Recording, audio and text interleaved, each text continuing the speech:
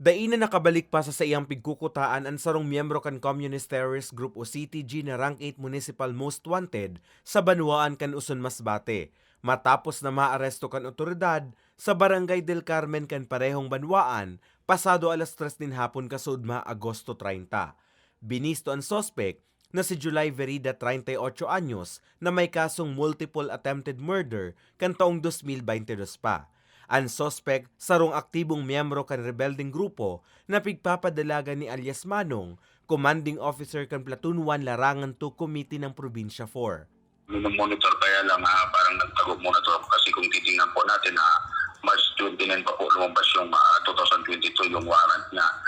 So nagtago rin muna to kaya lang na-monitor ng intel natin na nasa ito nung nakarang araw sa Madao. Then lumipat siya ng Lagi-Lagi, sitio Lagi-Lagi sa parang sakop ng Kawayan. Then na-monitor to na bumaba papuntang Del Carmen kaya naharang namin dito sa Del Carmen na uli. Sa impormasyon, nag-uli sa indang barangay ang sospek kan mag-uli man gikan ibang nasyonal esposa kaining OFW.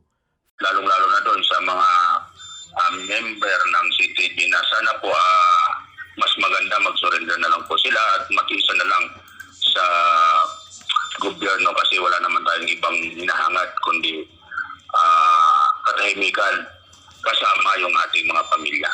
Sa presente, nasa kustodiya na kan Uson MPS ang sospek na posibleng makaluwas ng kulungan in kaso makapagpiyansa nin 120,000 pesos. Para sa mga baretang tatak Bicol, Carmelo Balia.